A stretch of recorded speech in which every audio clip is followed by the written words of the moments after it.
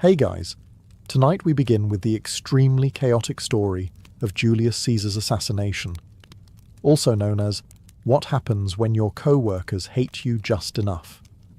So before you get comfortable, take a moment, like the video and subscribe, but only if you genuinely enjoy what I do here. And let me know in the comments where you're tuning in from and what time it is for you. It's always fascinating to see who's joining us from around the world. Now, dim the lights, maybe turn on a fan for that soft background hum, and let's ease into tonight's journey together. Long before Julius Caesar decided to upgrade Roman politics, the Roman Republic loved telling everyone how healthy and functional it was. Senators boasted that their ancient system of checks and balances kept everything stable.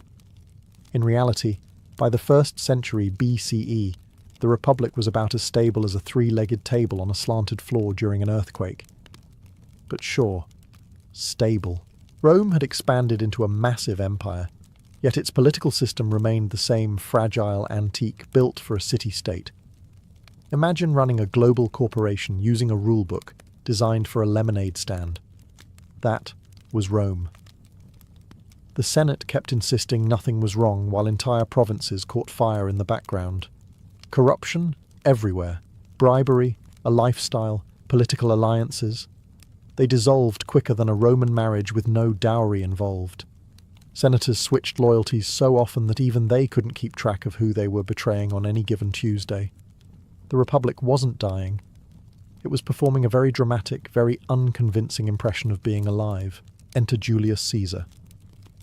Charismatic, ambitious, terrifyingly competent, and possessing more political energy than an entire Senate full of men who hadn't seen a battlefield since their last hunting accident. Caesar didn't politely join the system. He crash-landed into it with reforms, popularity, and an ego large enough to be visible from Gaul.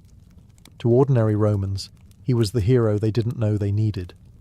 He lowered debts, handed out land, expanded citizenship, and threw lavish public games because nothing wins hearts like free entertainment. The people adored him so much that the Senate began experiencing symptoms of a previously unknown medical condition called widespread panic. To the Senate, Caesar was a walking red flag, not because he was dangerous, though he was, but because he was effective. Roman politicians were used to colleagues who achieved very little over long periods of time. Caesar achieved everything over breakfast. He didn't just challenge the old political order, he exposed how flimsy it was. The Republic's institutions weren't collapsing because Caesar attacked them. They were collapsing because Caesar leaned on them slightly, and suddenly everyone heard cracking sounds. The senators realized something terrifying. Caesar wasn't trying to destroy the Republic. He was simply showing how destroyed it already was. And nothing threatens an old, crumbling system more than a man who proves it's crumbling. Before Julius Caesar became Rome's biggest political problem, he was Rome's biggest overachiever. The kind of guy who doesn't just complete the assignment, but redesigns the rubric, rewrites the syllabus, and wins Teacher of the Year. If Rome had a most likely to accidentally become Supreme Ruler award, Caesar would have hung it on his wall next to his military trophies. Caesar wasn't born powerful. He built everything himself.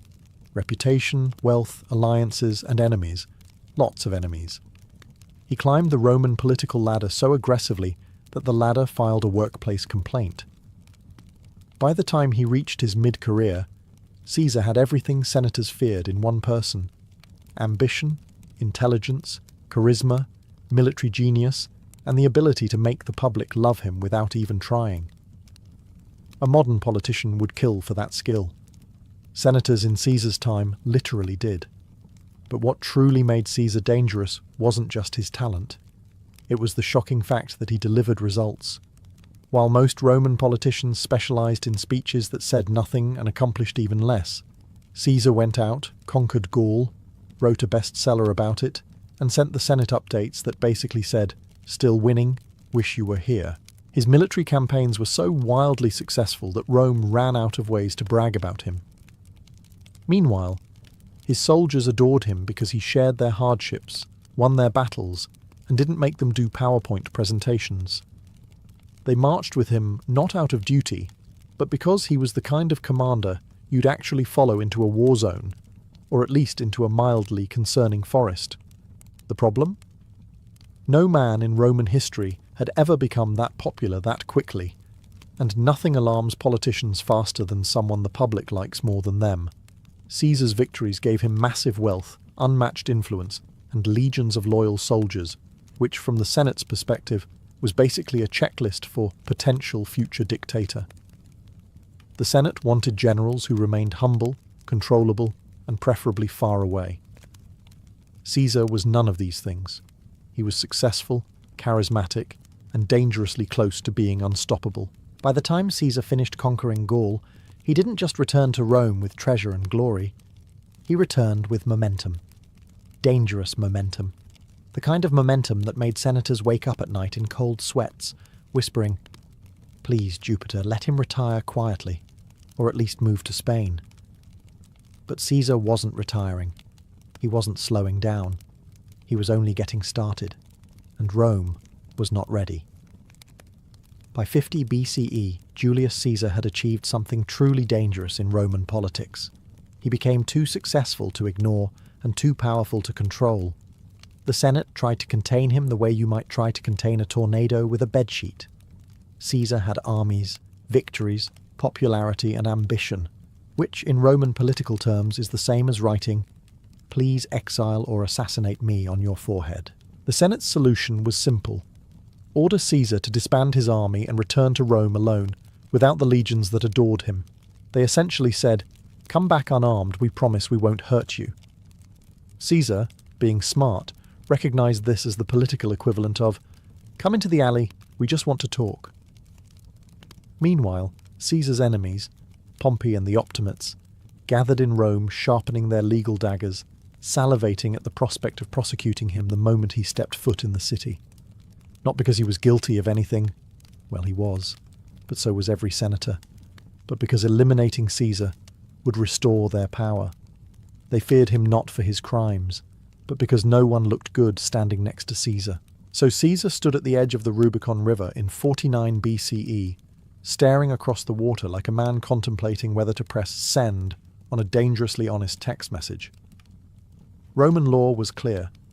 A general crossing into Italy with an army was treason, automatic civil war, instant chaos, zero takesies backsies. Caesar paused, took in the moment, and then crossed anyway. Legend says he uttered, "Alea iacta est." The die is cast. A more accurate translation might be, "Welp, here we go."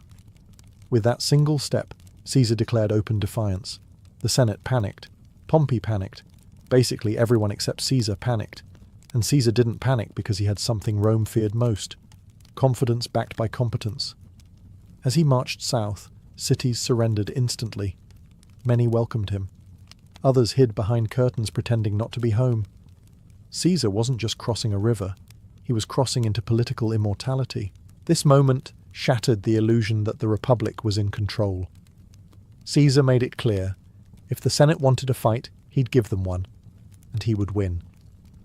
The Rubicon wasn't just a river, it was Rome's last warning, and Caesar stepped over it like a man late for his destiny. Once Julius Caesar crossed the Rubicon, the Roman political class collectively entered what historians call severe meltdown mode. Their plan to intimidate Caesar into surrendering failed instantly, mostly because Caesar refused to act like a man who knew he was supposed to lose. Meanwhile, Gnaeus Pompeius Magnus, Pompey the Great, stepped forward as Rome's designated hero, which sounded impressive, except Pompey was no longer the unstoppable general he once was. By this point, Pompey was Rome's version of a retired celebrity trying to make a comeback tour. Pompey had seniority, prestige, and a resume full of conquered continents.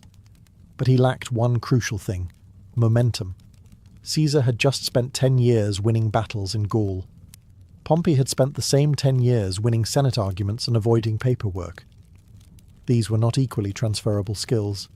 Still, the Senate placed all its hopes on him.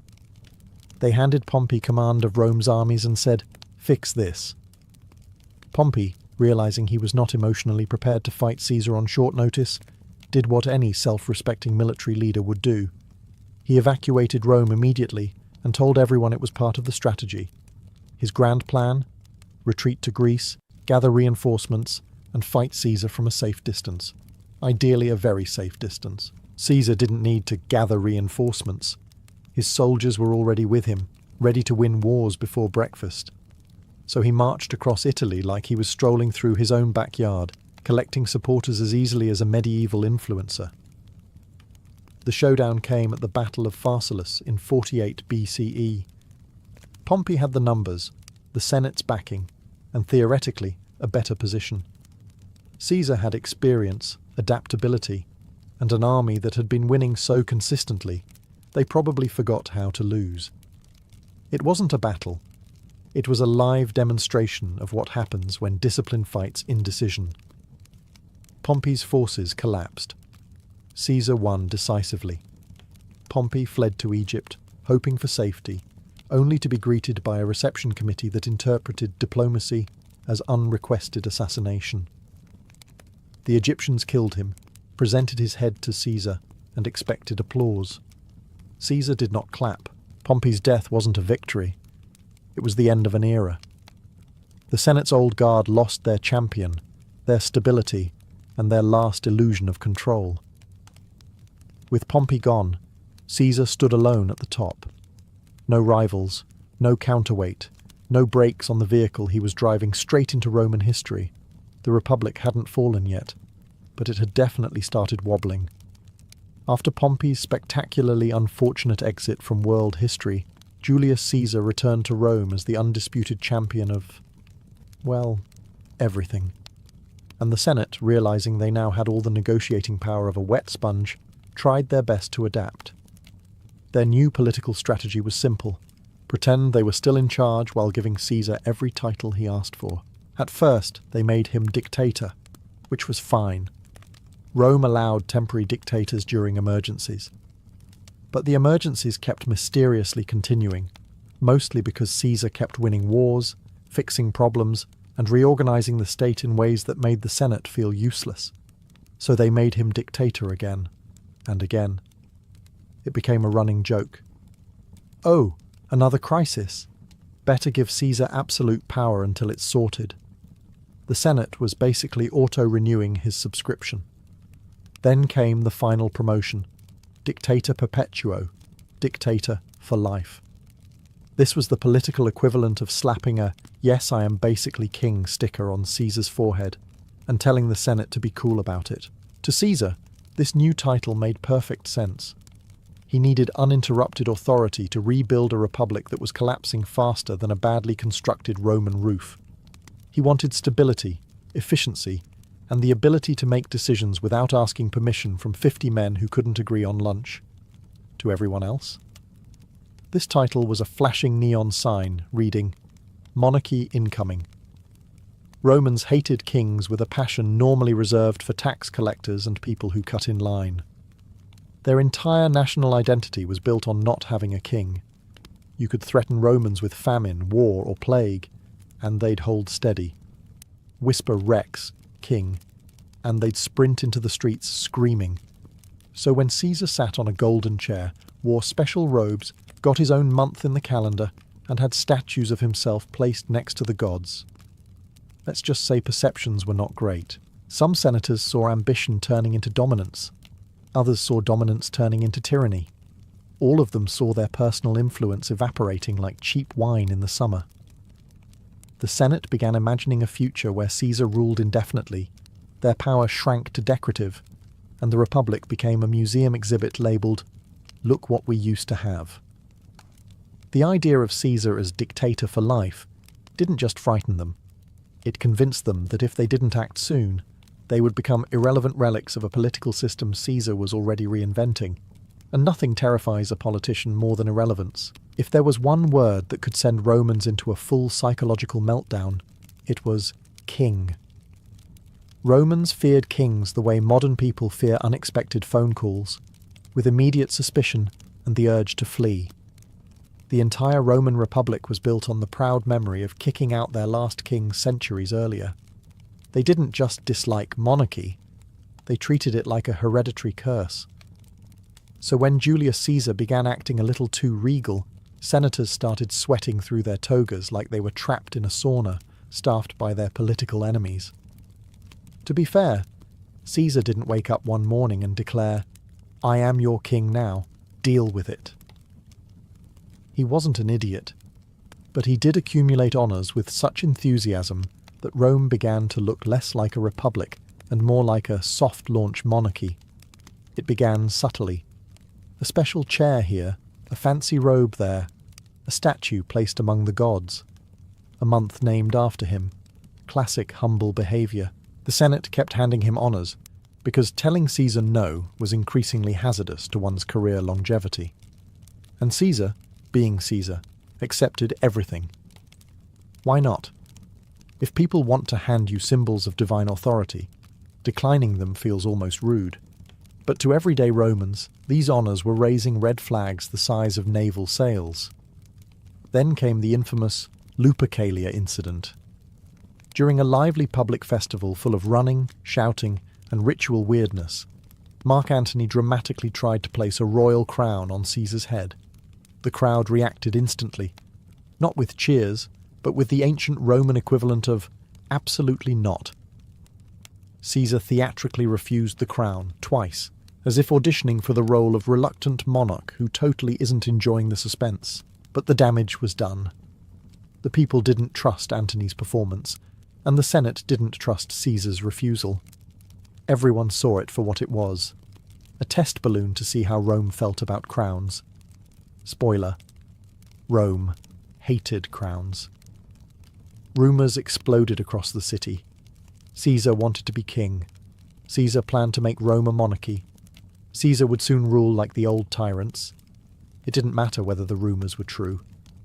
Political fear works faster than political truth. Senators, already worried about Caesar's growing power, now saw him as a man drifting dangerously close to the one taboo Rome could not tolerate. The Republic survived corruption, civil wars, riots, and endless incompetence. But a king? That was the final straw. To them, Caesar wasn't just becoming powerful, he was becoming un-Roman. And that, in their minds, was a crime worthy of steel. If Rome had an unofficial motto during Caesar's rise, it was, "We love powerful men until they actually become powerful." The Senate was full of aristocrats who adored prestige but despised competition. Their egos were huge, their accomplishments modest, and their tolerance for anyone outperforming them was approximately zero. Enter Julius Caesar, a man who made every senator look like they had been running Rome on autopilot for the past 50 years. The Senate didn't just fear losing political control, they feared losing relevance. And in a world where public honour was the currency of existence, irrelevance was a fate worse than bankruptcy. Caesar's victories made the Senate's achievements look like glorified internship credits. Worse, Caesar began doing the unthinkable. He bypassed the Senate entirely when solving problems. When senators stalled, Caesar acted. When they bickered, Caesar delivered. When they wrote long speeches criticizing him, Caesar wrote short laws that replaced them. He made the machinery of government move again, which was great for Rome, but deeply inconvenient for men who preferred the machinery rusted, jammed, and under their control. This is where the Senate's ego kicked in. Hard. Some senators genuinely believed Caesar threatened the Republic. Others were upset that they weren't getting invited to the good banquets anymore. Many feared that Caesar's popularity with the masses meant their political opinions were becoming optional, like the fine print on a loan contract. Even worse, Caesar forgave his enemies. This act of mercy, meant to unify Rome, only terrified them further. A forgiven enemy is not a safe enemy. It's a man who knows you owe him your life and can take it back whenever he chooses. The Senate felt like a group of cats being kindly petted by a man holding a knife, just in case. That's when the conspiracy began forming. A loose alliance of senators with three common traits: bruised egos, declining influence, and a strong belief that everything would be fine if they simply removed Caesar from the equation. This belief required optimism so powerful, it deserved its own shrine. They convinced themselves they were heroes, liberators, guardians of the Republic. In reality, they were overconfident aristocrats terrified of the fact that Rome's most capable leader wasn't them. The Senate told themselves they were saving Rome from tyranny. But deep down, many were saving Rome from something far scarier to their pride, a future in which Caesar succeeded without them. Every great political disaster needs a project manager, and for Caesar's assassination, that role fell to Gaius Cassius Longinus, a man fueled by principle, ambition, and an impressive amount of personal resentment. If Caesar was the sun, Cassius was the guy standing in the shade muttering, "It's too bright, and I hate it." Cassius was not a fan of Caesar, not a casual critic, not a passive-aggressive colleague. He detested Caesar with the intensity of a man who had been outshone one too many times at staff meetings. Some of this hatred came from ideology. Cassius claimed he was defending the Republic. Some came from pride. Caesar's rise made Cassius look like a supporting character, but a surprising amount came from jealousy. Cassius genuinely believed he was the better general, the better politician, and probably the better dinner guest. Unfortunately for him, history disagreed. Loudly. Still, Cassius possessed something dangerous: intelligence. He wasn't the strongest senator, nor the most popular, but he had the one talent every conspiracy needs, the ability to recruit people who will actually do the dangerous parts. Cassius could walk into a room of anxious nobles and walk out with 3 new volunteers and a rough timeline for regime change. He began quietly assembling a coalition of senators who shared 2 things: fear of Caesar and high self-esteem. This was easier than you'd think. Caesar's popularity had created a long list of men who felt overshadowed. Cassius tapped into that insecurity like a professional motivational speaker, except instead of inspiring them to follow their dreams, he inspired them to participate in politically motivated homicide. But Cassius knew something crucial. The conspiracy needed legitimacy. It needed a face the public respected. It needed Brutus. Marcus Junius Brutus was descended from the man who overthrew Rome's last king. His family name screamed protector of the Republic, the way modern brand names scream influencer sponsorship. If Brutus joined the cause, the conspiracy would transform from a grumpy aristocrat's stabbing club into a noble crusade. So Cassius courted Brutus relentlessly, complimenting his virtue, praising his wisdom, and subtly suggesting that Caesar might be a little too kingly for comfort. Cassius was basically the world's first political influencer, sliding into Brutus's DMs with messages like, "Hey, want to help save Rome?" Cassius didn't invent the conspiracy. He organized it. He branded it. He gave it purpose. Without Cassius, Caesar might have lived longer. With Cassius, the Senate had a plan, reckless, dramatic, and doomed in the long run, but a plan nonetheless. If Cassius was the brain of the conspiracy, then Marcus Junius Brutus was the moral window dressing. The decorative fig leaf meant to hide the fact that the assassination was mostly driven by ego, fear, and severe professional jealousy. Brutus didn't join the plot because he was ruthless. He joined because everyone kept telling him he should. Brutus was intelligent, philosophical, and idealistic, a man who quoted Plato while other senators were still arguing about seating arrangements. His reputation for virtue was so strong that people assumed he woke up each morning glowing faintly with civic righteousness. If Rome held a poll for most likely to die for the Republic, Brutus would have won in a landslide. Cassius knew all this and exploited it like a marketing executive. He needed Brutus, not because Brutus was a brilliant strategist, he wasn't, but because Brutus's presence made everything look respectable. If Brutus said, "Yes, let's stab the dictator," then surely it must be the noble thing to do. And poor Brutus, he actually believed that. He wrestled with the decision endlessly. On one hand, Caesar had shown him affection, friendship, and political support. On the other, Brutus was descended from Lucius Junius Brutus, the man who helped expel Rome's last king. In Roman politics, family legacy was practically a second spine, and Brutus carried his like a burden. Everywhere he went, people whispered, "Your ancestor saved the Republic. So, what are you doing?"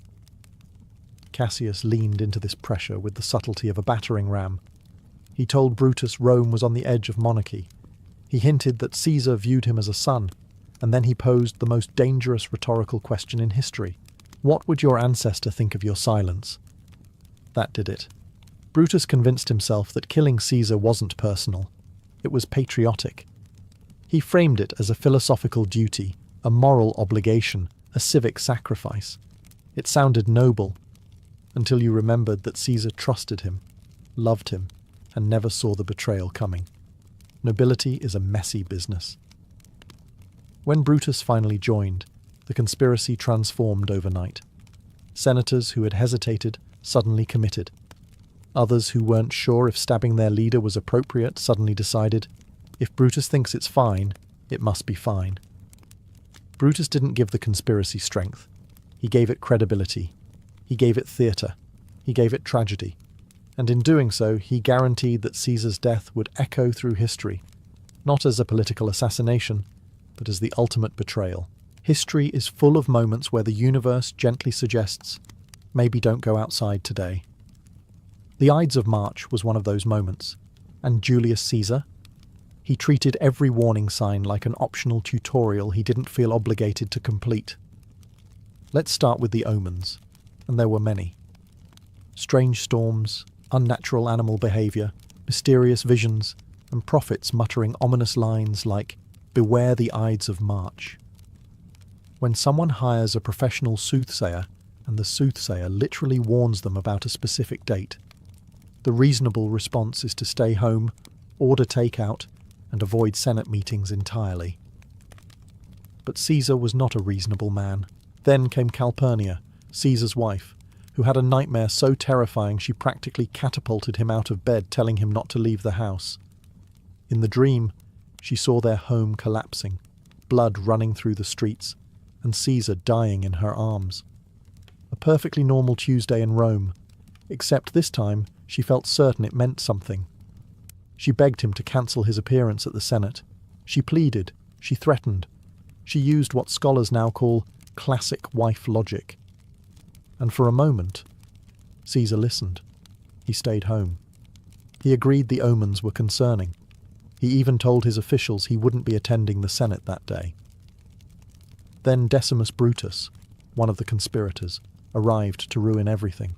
With the confidence of a man actively participating in important villainy, Decimus told Caesar that the Senate would interpret his absence as weakness, that staying home over a bad dream would make him look ridiculous, and that the senators were ready to honour him. Caesar, who never met a compliment he didn't enjoy, found this argument far more appealing than supernatural warnings and his wife's very reasonable fear. So he changed his mind. Again. He stepped outside, ignoring the prophets, ignoring Calpurnia, ignoring the sheer density of omens Rome had generated in the past 12 hours. One friend even tried to hand him a written warning detailing the assassination plot. Caesar, in a masterpiece of tragic irony, stuck it in his pile of letters to read later. Everything in Rome screamed, "Julius, do not go to the Senate meeting today." And Caesar responded with, "Let me just check one thing real quick." The Ides of March wasn't fated. It was preventable. But Caesar chose pride over caution, politics over safety, and public image over intuition. And history, watching from the sidelines, quietly prepared the most famous plot twist of the ancient world. The morning of the Ides of March should have been suspicious from the start. Julius Caesar headed toward the Theatre of Pompey, a building named after the man he defeated in the Civil War. This was already a bad vibe. Imagine attending a meeting in a conference room dedicated to your ex-rival, whom your employees accidentally eliminated. That's not a location. That's foreshadowing. As Caesar approached, a crowd gathered, trying to hand him letters and petitions. One of those letters contained a detailed warning about the assassination plot. Caesar, being extremely efficient in all areas except reading important documents on time, tucked it away like spam mail and promised himself he'd check it later. Spoiler, he would not. Inside the theatre, the conspirators assembled with the energy of students who did not prepare for their group presentation, but are committed to pretending they did. They had rehearsed the basics: surround Caesar, distract him, stab dramatically. But no one rehearsed what to do if he fought back, yelled, or attempted to leave. The plan had enthusiasm, not structure. When Caesar entered, the senators rose to greet him. Brutus and Cassius exchanged nervous glances. Several conspirators clutched their concealed daggers so tightly they were probably leaving dents.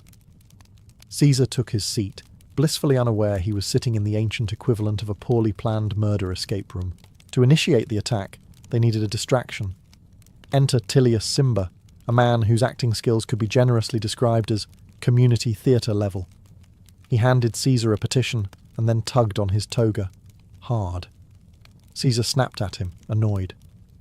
Meanwhile, the other conspirators closed in, forming a tight circle. This is the moment where Caesar should have looked around and said, "Why is everyone standing within stabbing range?" But alas, he trusted these men. He had pardoned most of them. He had promoted some. He had even dined with them. Trust, unfortunately, is the leading cause of dramatic historical downfalls. As the circle tightened, whispers grew, hands shifted, and shifty eyes darted. If anyone in the room had been paying attention, the entire setup looked about as natural as a pack of wolves trying to casually stand around a sheep.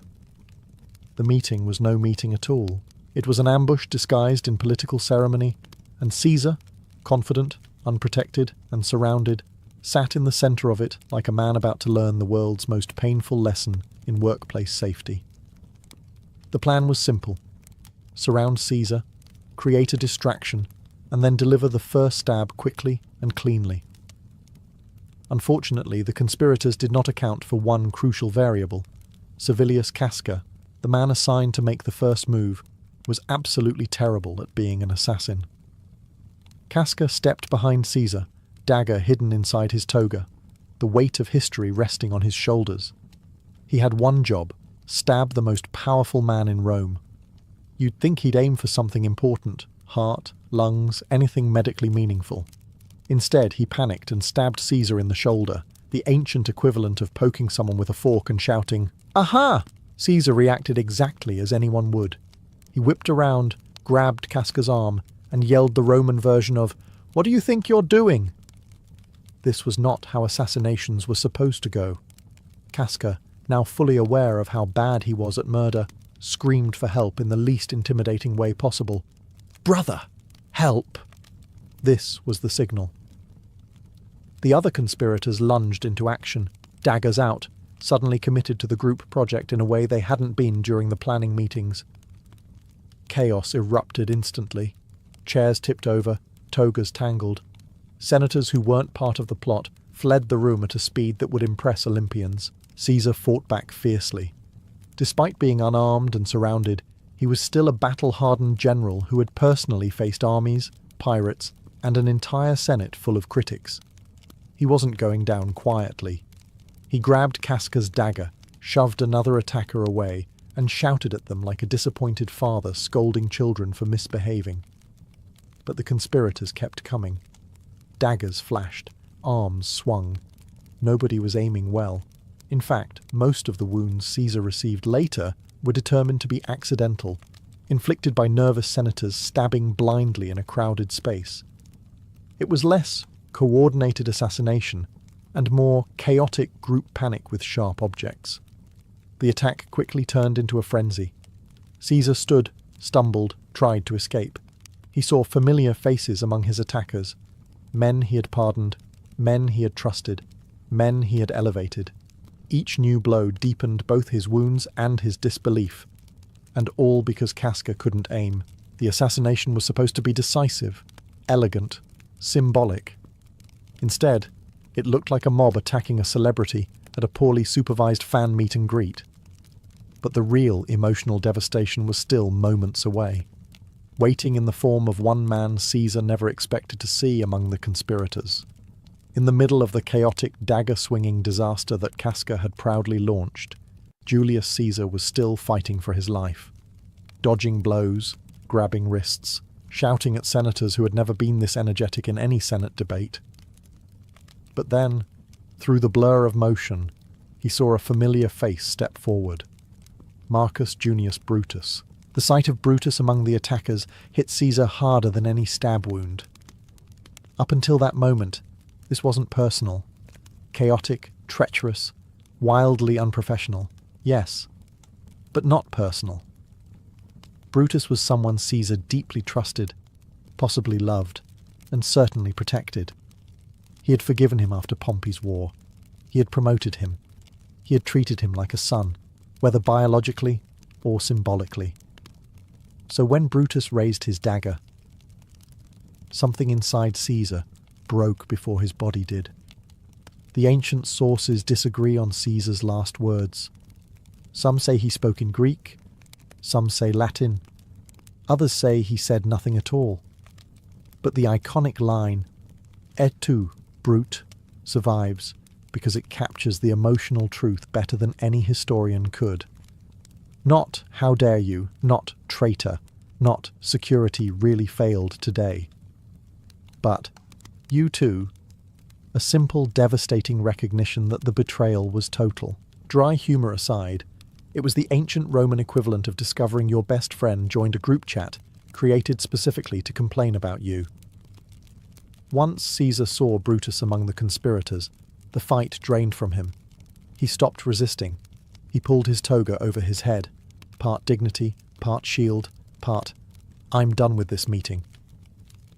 From a man who had survived shipwrecks, mutinies, civil wars, pirates, political scandals, and 10 years of non-stop combat, this surrender was shocking. But betrayal cuts deeper than steel. With Caesar no longer fighting back, the conspirators' courage surged. The daggers kept coming, clumsy, frantic, and in many cases, inflicted by men who were trying to hit Caesar but hit each other. When it was over, Caesar had 23 wounds, and according to the autopsy, only one was actually fatal. The others were, historically speaking, enthusiastic participation points. Meanwhile, Brutus stood there in tragic silence, trying to convince himself this was noble, philosophical, and patriotic. But even he must have felt the weight of what he'd done, because killing Caesar didn't save the Republic. It destroyed the one person strong enough to hold it together. In that moment, the conspirators thought they had freed Rome. Instead, they had created a martyr. The Republic was bleeding, and the Empire was already waking up. When the conspirators finished stabbing Julius Caesar, they expected a standing ovation. Truly.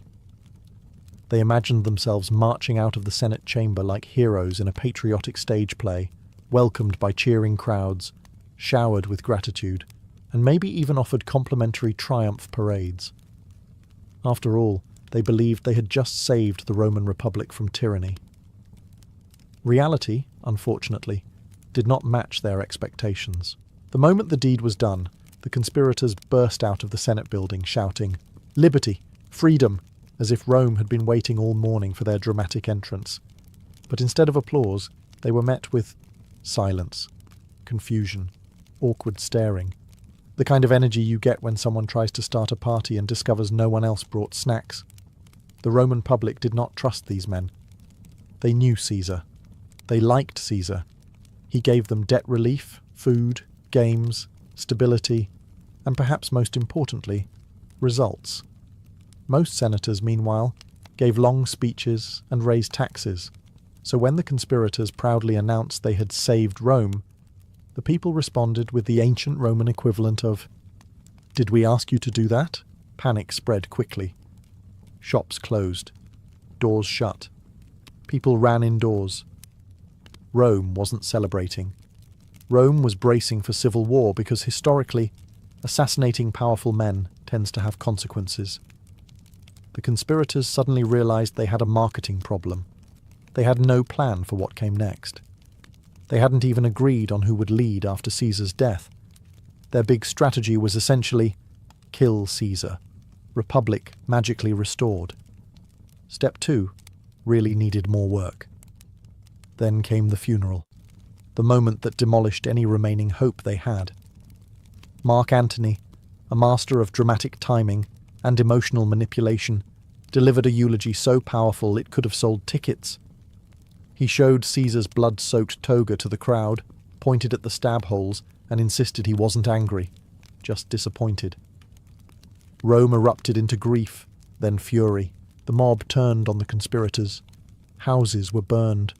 Statues of Caesar were adorned with flowers. People shouted for justice. And by justice, they meant revenge. The liberators suddenly found themselves hiding behind locked doors, wondering how their brilliant plan had unravelled faster than a cheap toga in the rain.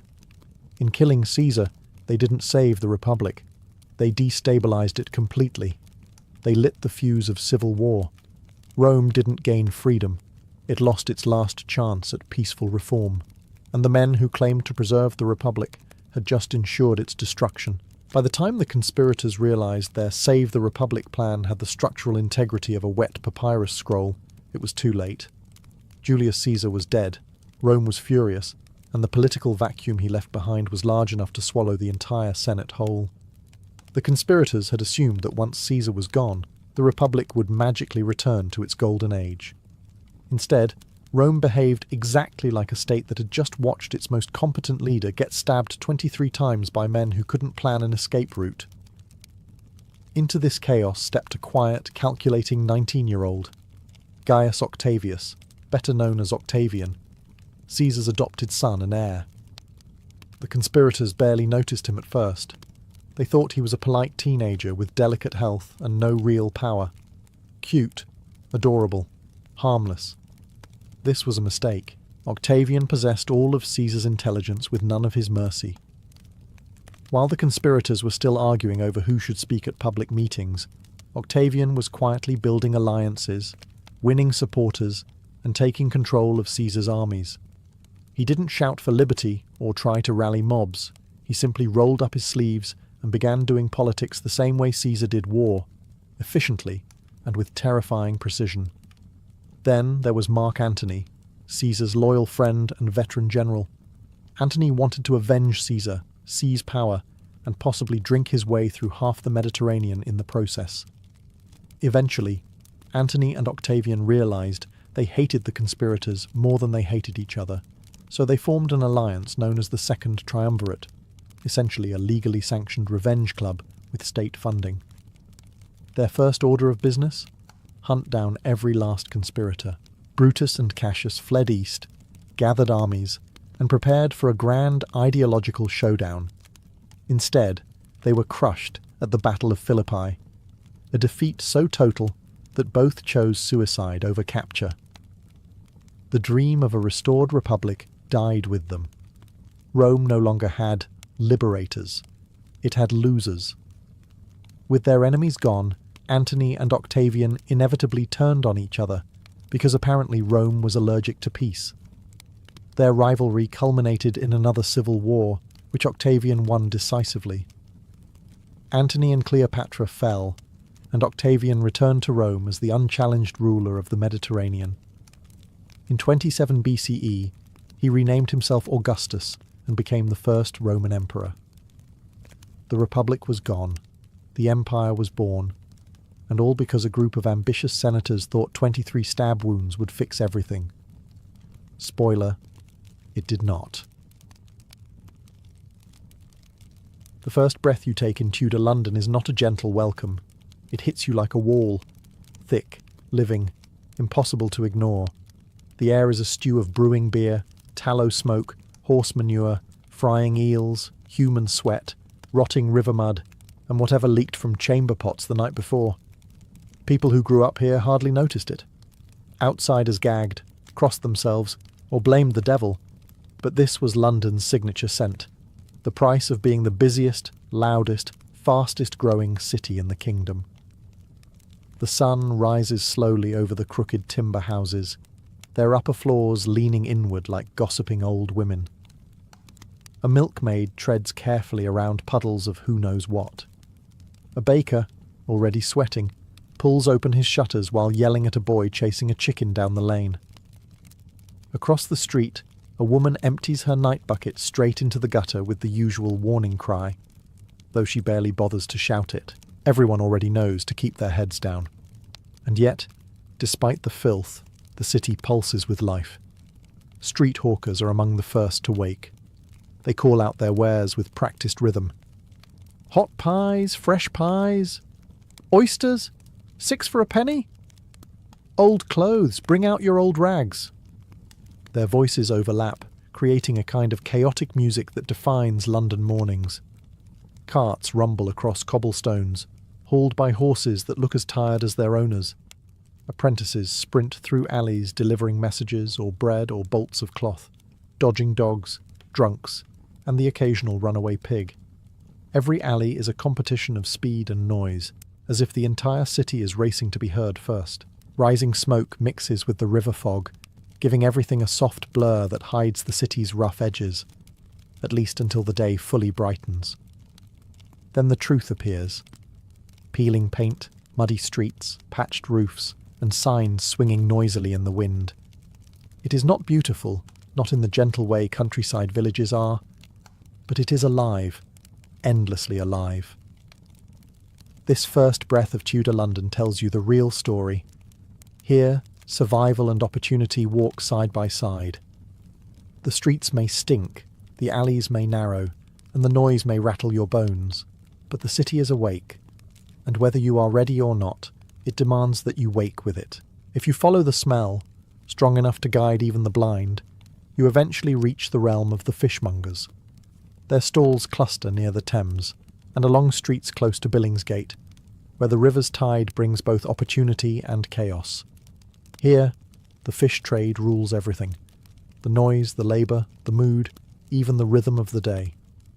Before the sun rises, the stalls are already crowded with crates of wriggling eels, slippery haddock, gleaming salmon, and piles of shellfish that seem to stare back at you.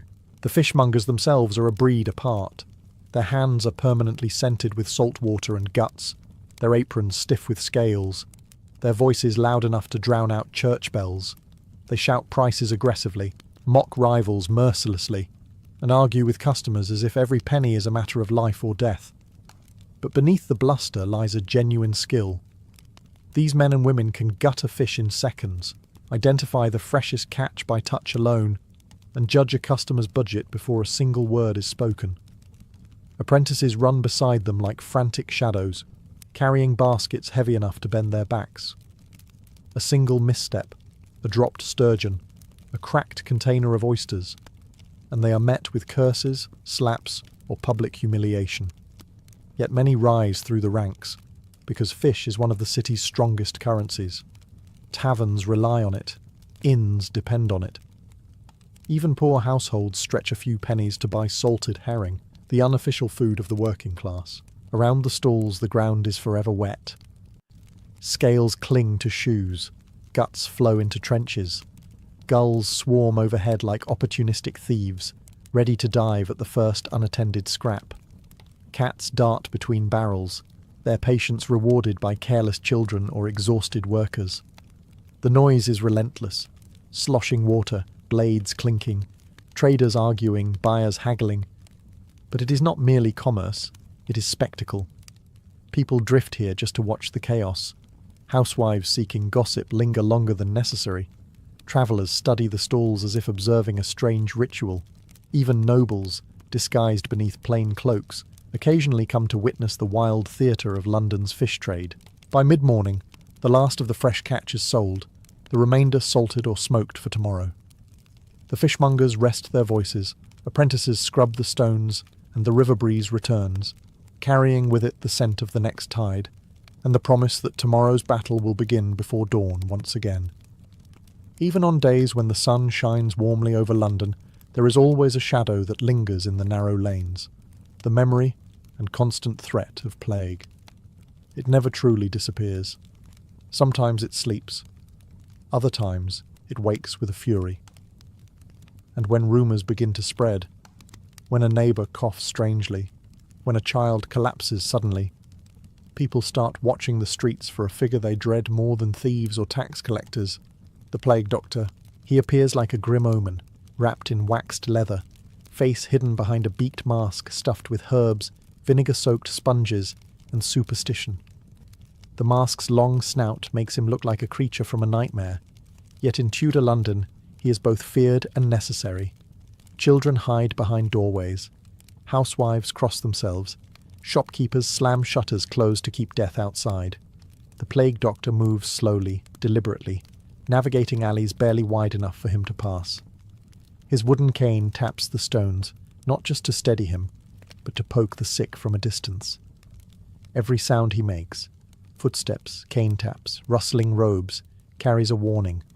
Death is near. Behind him might follow watchmen tasked with marking infected houses, hammering up boards to trap families inside until the disease decides their fate. Inside those houses, conditions are grim. Straw bedding reeks of sweat and fear. The air is heavy, stale, unmoving. Windows are small, rarely opened. Rats scurry beneath floorboards and through pantries, spreading fleas that carry the invisible enemy. Even healthy families dread the doctor's arrival. An accusation of illness could mean imprisonment in one's own home. And once the boards go up, neighbours avoid the street entirely, as if the alley itself has become cursed. Yet for all the dread they inspire, plague doctors are not magicians. Their tools, leeches, poultices, herbal mixtures, are little more than hopeful guesses. Some carry pomanders filled with rosemary and lavender, believing sweet scents repel disease. Others burn pitch or sulphur, hoping smoke will cleanse the air. Their knowledge is limited, but their courage is undeniable. They walk into danger willingly, long before others dare. When the doctor leaves a house, the silence that follows is heavy. Sometimes he leaves hope, other times he leaves grief, and the residents of Tudor London, hardened though they are, whisper prayers each time he turns the corner, hoping his next visit is not to their own door. If the fishmongers provide London's smell and the plague doctors provide its fear, then the street hawkers provide its heartbeat. From sunrise until the last glimmer of daylight fades, they fill the streets with a constant, unrelenting chorus. These sellers are the city's messengers, entertainers, marketers, and irritants all at once. They sell everything imaginable: food, trinkets, remedies, services, gossip, and they sell it loudly. Every hawker has a signature cry. A pie seller belts out hot pies, hot beef pies, until his voice cracks.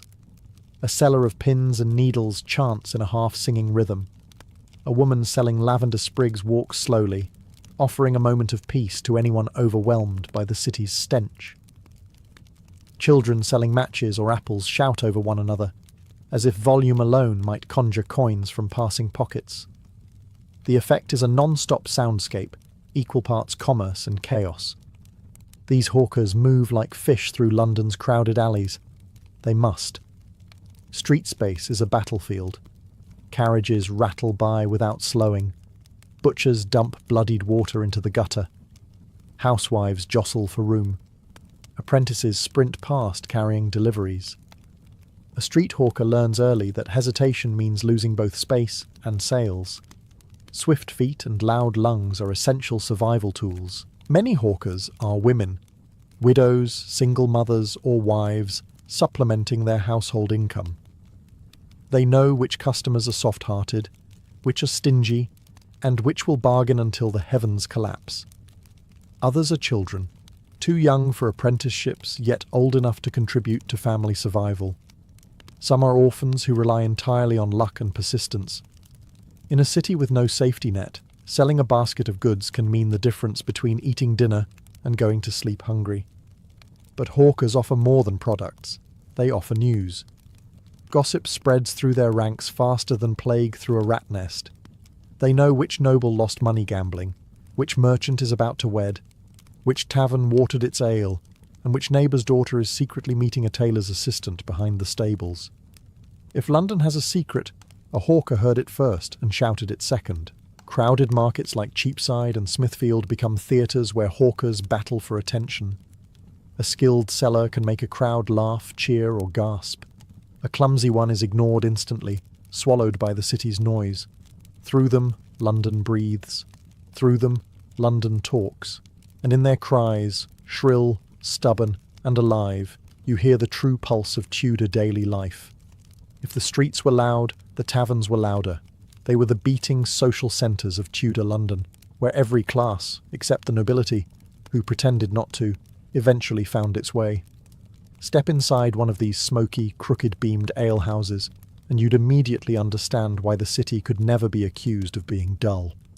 The air was thick with the smell of roasted meat, spilled beer, burning tallow, and too many bodies packed into too little space. Ale was the lifeblood of the city.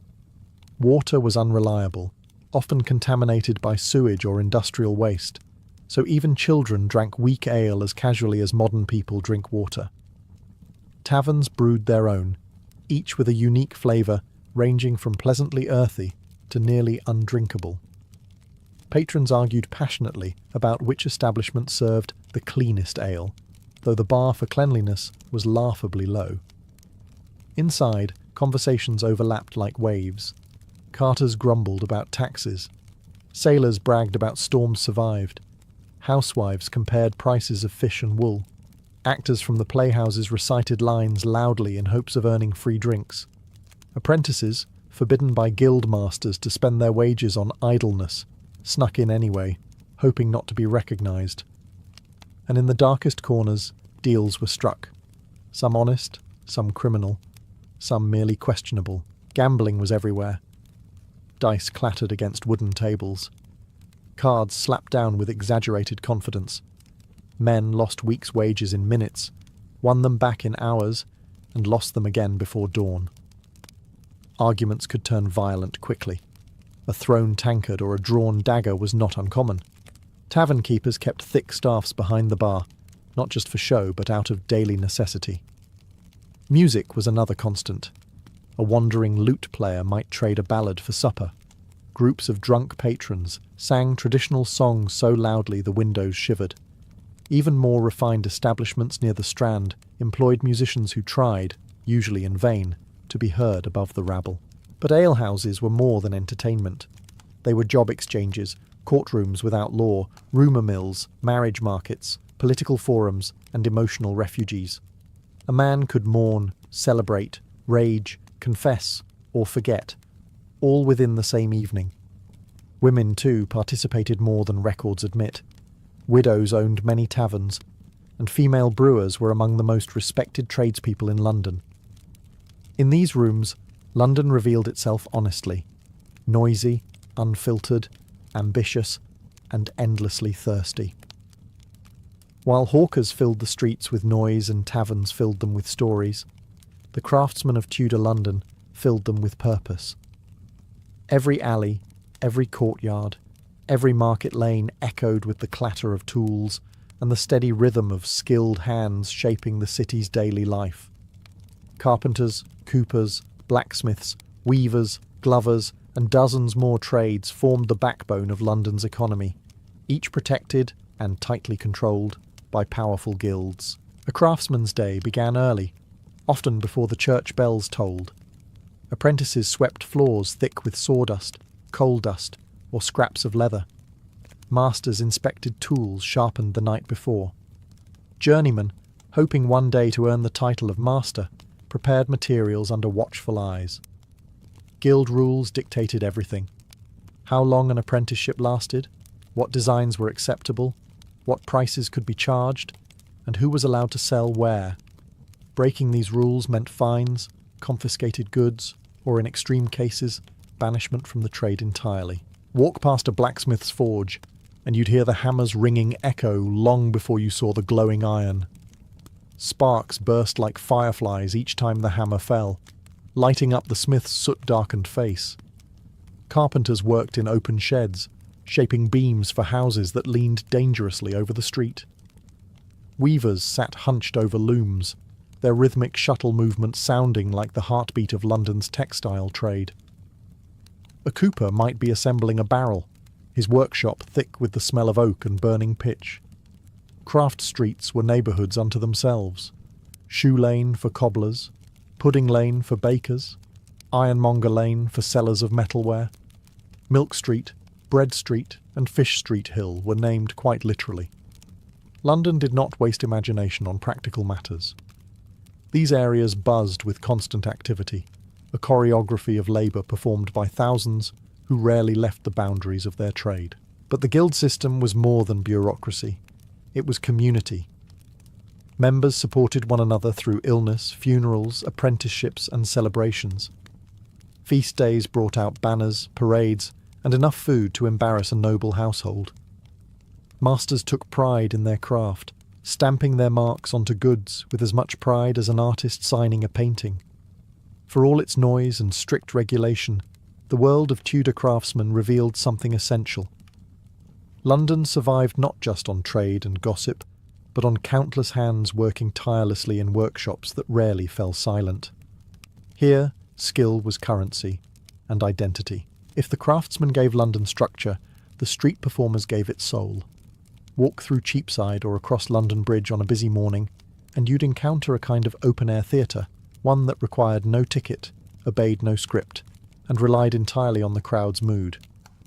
Jugglers, minstrels, acrobats, ballad singers, fortune-tellers, and fire-eaters transformed ordinary lanes into stages that lived and died by applause.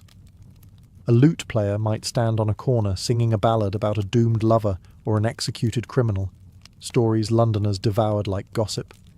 Children gathered first, spellbound. Adults followed, pretending not to listen as they paused just to rest their feet. A skilled singer could earn enough coins to eat well for a day. A poor singer earned ridicule, which in London often came louder than applause. Jugglers tossed knives in narrow alleys, sometimes missing by inches because their performance space doubled as a walkway for impatient butchers and rushing apprentices. Acrobats rolled and flipped in open squares, kicking up dust and drawing cheers. Some performers wore gaudy costumes copied from the playhouses. Others simply worked in whatever rags they owned. But all of them understood the same truth. In London, entertainment was survival. Yet performers weren't alone on the streets. Rogues, tricksters, and pickpockets saw the crowds as their hunting grounds. A clever cut purse could relieve 3 men of their purses during one particularly captivating juggling act. They worked in teams. One created a distraction, another slipped the purse, a third vanished into the crowd. London authorities tried to clamp down on them, but the streets provided cover, anonymity, and escape routes too twisted to map. Fortune-tellers, some gifted, others complete frauds, set up small cloth-covered booths. They read palms, cast bones, murmured prophecies, and offered charms meant to ward off sickness, heartbreak, or bad luck at sea. Housewives sought their guidance. Young men laughed at them, then quietly returned for advice before a risky gamble. Even serious merchants paid for omens before major transactions. The boundary between superstition and belief blurred easily in a city where plague and fire always lurked. And then there were the storytellers. Standing atop barrels or crates, they recited heroic sagas, foreign tales, or scandalous rumours. In a city where literacy was limited, these storytellers served as newspapers. Historians, comedians, and preachers, all rolled into one. Together, performers and rogues turned London streets into an unpredictable stage, where every corner held the possibility of a show, or a scam. If there was one place where the whole of Tudor London collided, rich, poor, honest, crooked, it was the markets. Smithfield, Cheapside, Leadenhall, Billingsgate, and dozens of smaller squares served as the city's open stomach. Here, every household's daily struggle played out in full view, wrapped in the smells of raw meat, fresh bread, damp wool, spices, sweat, hay, and the occasional unfortunate goat that refused to behave. Markets were not quiet affairs. They were storms that never ended. Butchers hacked through carcasses with enough force to make children jump. Bakers shouted the day's prices before their loaves cooled. Poulterers waved live chickens like arguments. Women selling eggs hissed warnings at anyone who reached too roughly. And always, always, there were the bells. Church bells, handbells, warning bells, the constant metallic heartbeat of the city. Navigating the market required strategy. Housewives knew which stalls arrived early, which cheated with rigged weights, which watered their milk, which mixed old meat with new. and which provided fair portions at fair prices. Bargaining was not optional. It was a ritual. A seller shouted a ridiculous amount, the buyer scoffed dramatically, and the performance continued until both surrendered to a number neither liked but both accepted. And then there were the smells. The fish section announced itself from blocks away. The butcher stalls smelled of warm blood and sawdust. The cheese sellers offered both heavenly aromas and unspeakable ones. Spice merchants, by contrast, created pockets of paradise. Cinnamon, pepper, nutmeg, saffron, and cloves that cost more than some people earned in a week. Shoppers lingered here simply to breathe something pleasant for once. Animals wandered freely, adding to the chaos. Dogs begged for scraps. Pigs escaped with alarming frequency, squealing triumphantly as boys chased after them. Horses trampled puddles that soaked nearby skirts. Market days felt like a never-ending collision of human and animal life, each competing for space, attention, and survival. But the markets were more than commerce. They were information hubs. News spread faster here than anywhere else. A rumour whispered at one end of Cheapside could reach the opposite end in minutes. Merchants knew who was courting whom, which ships had arrived, which taxes were rumoured, and which noble had disgraced himself at last night's feast. For the average Londoner, the market was not just a place to buy food, it was the centre of life itself. Without it, the city would starve, not just physically, but socially. Here, London truly fed its body and its imagination.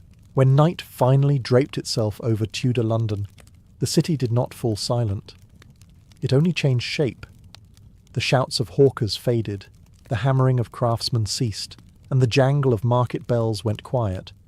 But a different soundscape rose to replace them. The groans of tavern doors, the laughter spilling into alleys, the distant splash of the Thames, and the footsteps of people who preferred darkness over daylight. London after sunset was a world with its own rules, its own rhythms, and its own dangers. With daylight gone, so too went the illusion of safety.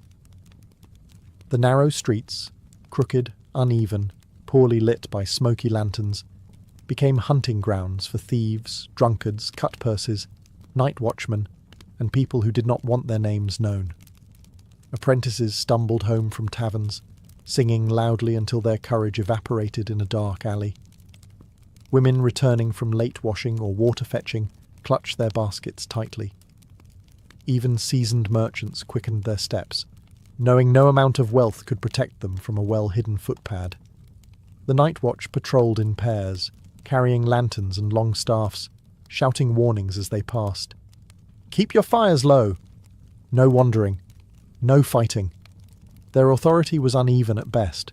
Some watchmen were brave, others lazy, and a few more likely to steal than to protect. But anyone wandering after curfew risked being hauled to the cages or fined for disorderly conduct. Taverns glowed warmly amid the darkness, spilling golden light and drunken bodies into the street. Inside, arguments intensified as ale loosened tongues. Dice clattered. Songs rose. Fights erupted. Tavern keepers, used to the chaos, dealt with troublemakers by dragging them outside and dumping them onto the cobblestones. Some men slept where they fell, snoring through the cold night air. Meanwhile, London's poorest settled in doorways, under stairs, or against church walls. Fires were forbidden after a certain hour, so warmth came from huddling together or from sheer endurance. Rats scurried freely, bold in the absence of daytime crowds. Cats prowled, doing their part for the city whether thanked or not. And yet, for all the fear, there was beauty. The moon glimmered off the Thames. Candles flickered in upper windows. Laughter drifted across rooftops. Lovers whispered under archways. The city breathed differently, slower but never asleep. Because Tudor London, in all its filth, danger, opportunity and energy, lived around the clock, and its streets, no matter the hour, always had a story to tell. A Spartan girl entered the world with no softness waiting to receive her.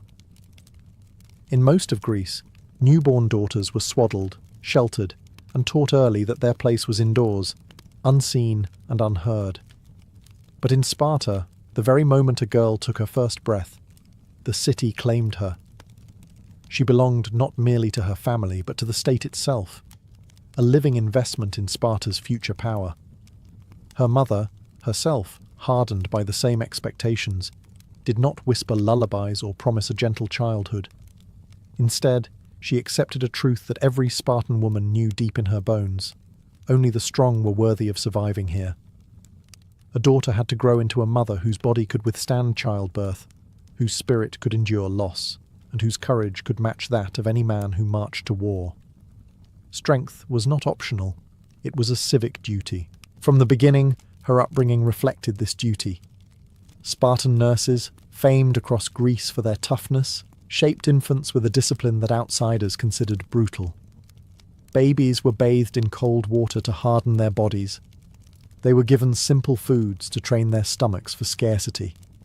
They were left to cry, not out of cruelty, but to teach resilience. If a child grew sickly or frail, whispers began, not of pity, but of whether she would ever be of use to Sparta. Unlike Athenian girls, who were confined indoors and taught modesty as early as speech, Spartan daughters were allowed to roam outside, exposed to sun and earth. Their bodies were not hidden behind cloth or walls. They were meant to stretch, climb, and grow sturdy. Even in infancy, they were closer to the rhythms of nature than to the dainty domestic world expected elsewhere in Greece. In this early stage of life, the foundations of the Spartan ideal were firmly laid. A girl learned unconsciously that weakness was dishonorable, that fear was taught, not innate, and that her purpose extended beyond her own desires. The city looked to her as future mother of warriors, future keeper of Spartan values, future speaker of the fierce words Spartan women were known for. From the moment she could crawl, she was surrounded by examples of the woman she was expected to become, confident, athletic, outspoken, and utterly loyal to Sparta. Her childhood would not soften from here. In fact, it was about to become far more intense. As soon as a Spartan girl could stand, she was expected to run, not daintily, not shyly, not as a pastime, but as a foundational skill, essential to her identity. In a city obsessed with physical excellence, running was more than exercise. It was a declaration. A declaration that her body would grow fast, strong, and disciplined, capable of bearing the next generation of warriors without faltering. Training often began in open fields outside the city, where the earth was hard and the sun unforgiving. Girls ran barefoot, feeling each stone and root beneath their feet. Spartan instructors believed this hardened the soles, strengthened the tendons, and sharpened awareness. A girl learned quickly that to stumble was to fall behind, and falling behind meant being called out, loudly and without mercy. Spartan society did not coddle its sons, and it certainly did not coddle its daughters. These runs weren't short dashes. They were long, grueling distances meant to build endurance. Instructors pushed the girls to keep pace with one another, sometimes even with boys their age. Outsiders were scandalized by this. The idea of girls sweating openly, racing publicly, competing visibly. It contradicted everything the rest of Greece believed about female behavior. But Sparta didn't care. It needed strong bodies, not modest reputations. Running also taught coordination and discipline. Girls learned to breathe in patterns, to conserve energy on uphill slopes, to shift weight smoothly around obstacles. The training turned them into efficient, powerful movers, traits admired by Spartan men and envied by foreign observers. Some visiting Greeks claimed Spartan girls ran with the confidence of hunters, not maidens. They weren't wrong. Beyond the physical benefits, running built something deeper, mental endurance. A Spartan girl learned not to quit simply because her legs ached or her lungs burned. She learned to push through pain, to treat discomfort as a temporary inconvenience rather than a barrier. This mindset would follow her into adulthood, into childbirth, and into the daily pressures of Spartan life. By the time she reached adolescence, running felt as natural as breathing. Her stride was long, her back straight, her senses sharp. She could outrun many boys her age and nearly all women from other Greek cities. and as she raced across the dusty plains or along the riverbanks, she carried with her a silent truth Sparta understood well. A strong woman made a strong city. If running built endurance, wrestling built dominance. And nothing about Spartan girls shocked the rest of Greece more than this. They wrestled, publicly, fiercely, and without hesitation. To other Greek cities, especially Athens, the idea was outrageous. Women were expected to be modest, gentle, and unseen. Yet in Sparta, girls grabbed, grappled, pinned, and threw one another to the ground with skill that would make grown men blink. Training took place in the palaestra, the same wrestling grounds boys used. There were few concessions for gender. Girls practiced holds, escapes, and throws under the hot sun, their bodies dusted with sand, their hair tied back for efficiency rather than beauty. Spartan instructors taught them how to shift their weight, how to unbalance an opponent, how to use momentum rather than brute force. Wrestling wasn't sloppy brawling, it was a disciplined art. The purpose was not merely sport. Sparta believed that a woman strong in body would endure childbirth more easily, raising healthier children. But beyond physical strength, wrestling forged mental resilience. A girl quickly learned how to face pressure without panic, how to fall without fear, and how to rise the moment she hit the ground. Spartan society admired people who recovered instantly from setbacks, and this training instilled that trait early. Foreign visitors claimed that Spartan girls wrestled with a boldness that bordered on scandalous. They didn't avert their eyes. They didn't apologize after a hard throw. They competed to win. And when they pinned their opponents, the watching crowd, women, men, elders, responded with pride, not disapproval. The city celebrated their strength openly. Wrestling also reinforced community bonds. Girls trained in groups, encouraging each other, challenging each other, and forming the same kind of camaraderie the boys developed in the agoge. They weren't rivals in the sense of enemies. They were partners in building the Spartan ideal. A well-executed throw was applauded. A mistake was corrected without cruelty. The goal was shared excellence. This training produced women who walked with unmistakable confidence. Their backs were straight, their strides steady, their expressions calm. They knew what their bodies could do. They weren't intimidated by physical challenge, and certainly not by foreign criticism. To the rest of Greece, it looked like madness. To Sparta, it looked like preparation. Wrestling shaped not only stronger women, but stronger mothers, stronger citizens, and ultimately, a stronger state. If wrestling taught Spartan girls how to control an opponent up close, javelin training taught them how to command space from a distance. The javelin, light but deadly in skilled hands, became one of the most iconic symbols of their athletic upbringing. To the rest of Greece, the idea of girls throwing weapons, even for sport, was unthinkable. But in Sparta, it was another essential step toward shaping women who were physically formidable and mentally disciplined. Training usually took place in open fields beyond the city walls, where the ground stretched far enough to allow long, powerful throws. Girls learned to grip the shaft correctly, to angle it with precision, and to release it at exactly the right moment. Spartan instructors paid close attention to technique, the stance, the twist of the torso, the alignment of the shoulders. A proper throw wasn't brute strength. It was coordination, timing, and balance. The javelin practice served multiple purposes. First, it strengthened the upper body, particularly the shoulders and core, crucial for the future demands of childbirth. Spartan philosophy connected physical strength directly to the welfare of the city. A woman who could hurl a javelin with accuracy, they believed, could better endure labour and raise sturdier children. To them, the connection was obvious. To outsiders, it was another reminder that Sparta lived by rules no one else understood. Second, javelin training fostered focus. A girl had to ignore distractions, narrow her mind to a single target, and commit fully to her movement. In a society that expected its women to speak boldly and act decisively, this kind of mental clarity was invaluable. Spartan women were famous for their sharp tongues and sharper minds, and exercises like javelin throwing cultivated this discipline long before adulthood. Competitions were common and spirited. Girls lined up to test their accuracy and distance, cheering each other on or teasing rivals good-naturedly. Victories were celebrated openly. Losing wasn't shameful, but failing to improve was. Spartan culture valued progress over perfection, resilience over pride. Foreign observers were astonished by the sight.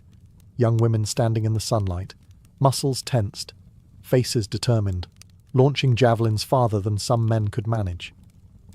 To them, it looked like a society turned upside down. To Sparta, it looked exactly as it should.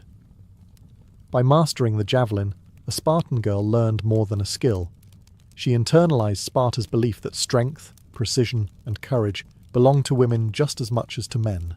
To an outsider, Sparta seemed obsessed only with hardness, running, wrestling, javelins, endurance. But those who looked closer discovered another layer of a Spartan girl's education: rhythm, coordination, and controlled movement through dance and music. These were not gentle entertainments or decorative accomplishments. They were tools of discipline, unity, and physical mastery, woven deeply into Spartan life. From a young age, girls practiced choruses, large synchronized group dances performed during festivals, religious ceremonies, and competitions. These dances required razor-sharp precision.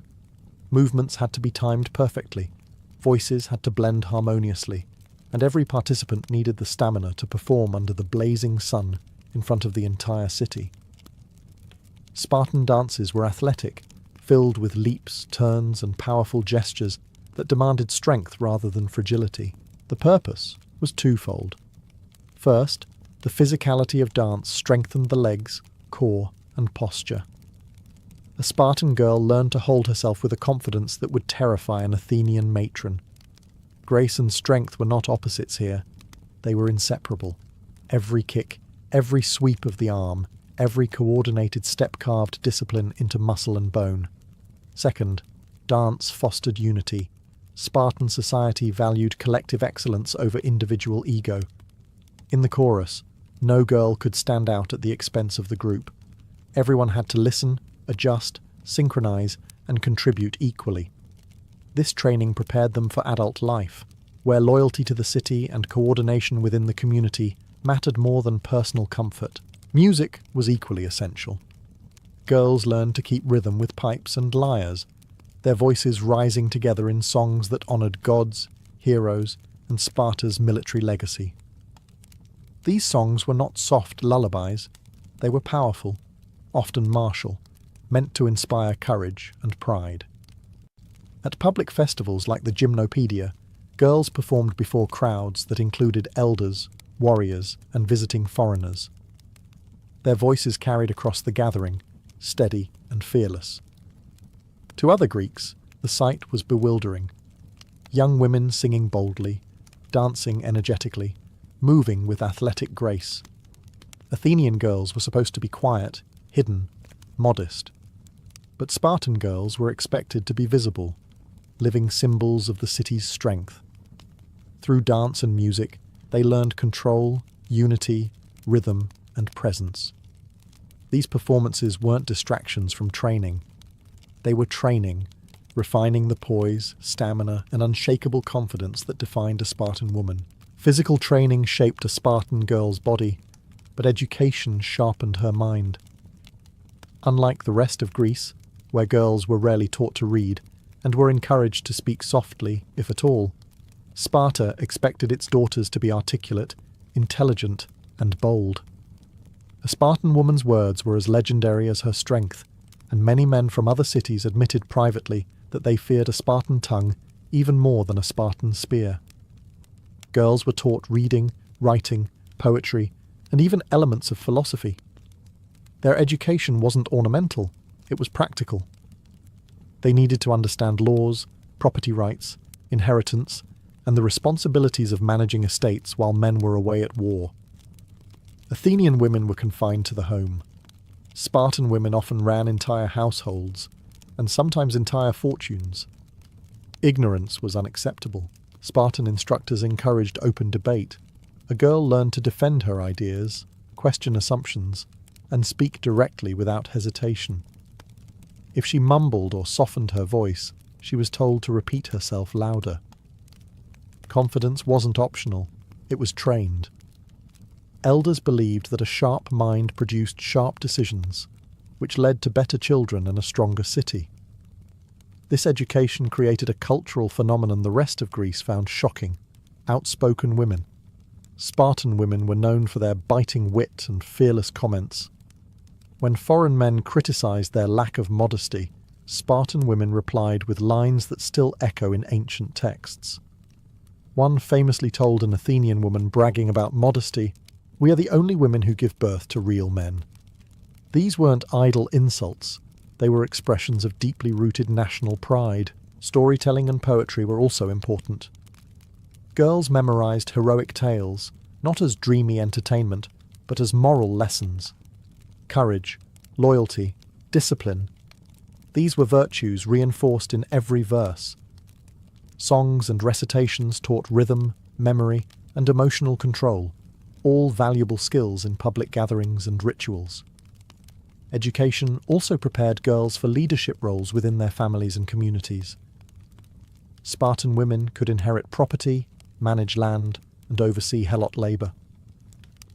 Their mental training ensured they were ready for responsibilities that Greek men in other cities would never permit their wives to hold.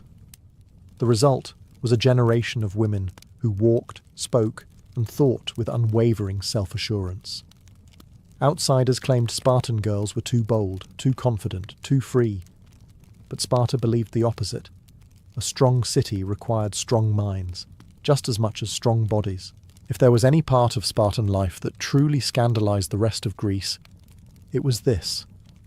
Spartan girls didn't train in secret. They competed in public. They ran races, wrestled, danced, and threw javelins before crowds that included men, elders, visiting diplomats, and sometimes even foreign spies who carried tales back to Athens with wide eyes and a shaking head. To the Greek world, women's athletic competitions were unthinkable. To Sparta, they were essential. Public festivals like the Heraia and the Gymnopaedia transformed the city into a grand arena. Girls marched out confidently, hair loose or braided, wearing simple tunics that left their limbs free for movement. These garments shocked outsiders, who thought modesty was a virtue. Spartans, however, valued freedom of movement far more than modesty. A garment that restricted an athlete was an insult, to her and to the city. The competitions were intense. In foot races, girls sprinted with long, powerful strides, kicking up dust as the crowd roared its approval. Wrestling matches were even more dramatic. A well-executed throw could ignite cheers, while a clever escape earned respect from even the sternest Spartan elders. Javelin contests tested accuracy and technique, not brute force, and girls celebrated each other's victories with a camaraderie that reflected their shared training. But these events weren't just athletic showcases. They served deeper social and political purposes. First, they reinforced the ideal that every Spartan girl, regardless of wealth or family status, was expected to embody strength. The competitions functioned as public proof of their physical excellence. Second, they prepared them psychologically for adulthood. Performing before an audience built confidence, courage, and composure under pressure. Third, the festivals acted as controlled meeting grounds for young men and women. Spartans believed that strong offspring came from strong parents who admired one another's excellence. Athletic competitions allowed potential partners to see each other at their peak, swift, fierce, determined, and unashamed. Love, in Sparta, began not with poetry, but with performance. Foreign visitors were stunned by the authority and freedom Spartan girls displayed. Athenians whispered that Spartan women were immodest or out of control, but beneath the criticism lay something else: awe. These girls moved with a confidence rarely seen anywhere else in Greece. The competitions created a public culture of strength, a reminder that Spartan women weren't hidden figures behind closed doors. They were visible, formidable, and essential to the identity of the state. By the time a Spartan girl reached adulthood, her training had shaped her into something the rest of Greece barely recognized: A woman unafraid to meet any eye, unashamed of her body, confident in her strength, and fully aware of her responsibilities. Marriage in Sparta did not mark the beginning of her duties. It marked the continuation of everything she had trained for since childhood. While other Greek brides were sheltered, veiled, and instructed to be obedient, Spartan women entered marriage like athletes entering a new arena. Spartan marriages were unusual from the start. Courtship wasn't a matter of quiet glances or poetic exchanges.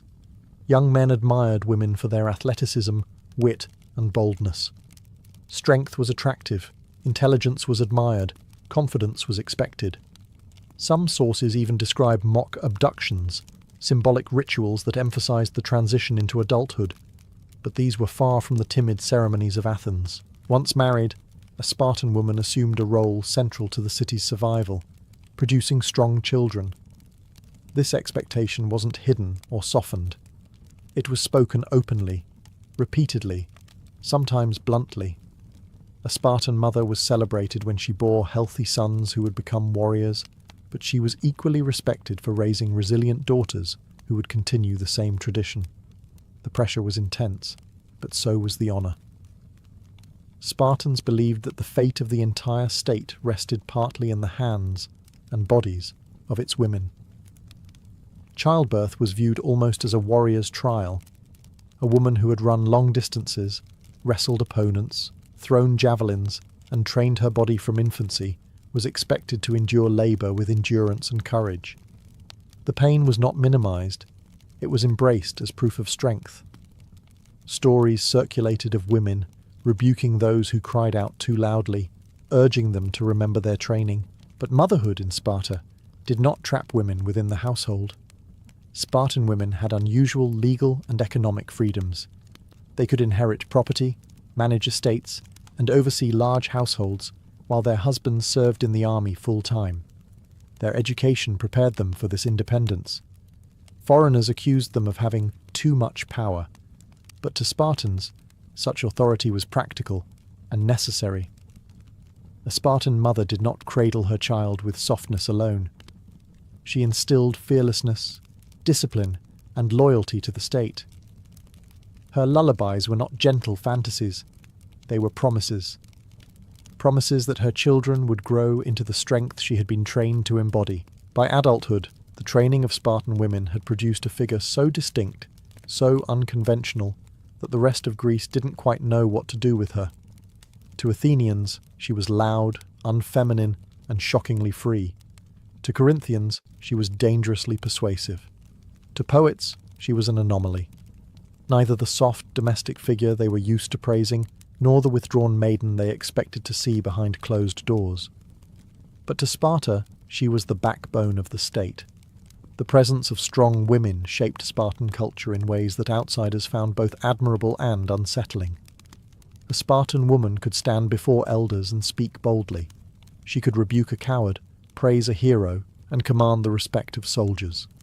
Her training had taught her that her voice mattered, that her judgment had weight, and that courage was not a masculine trait, but a Spartan one. Foreign ambassadors often commented that Spartan women ruled their men.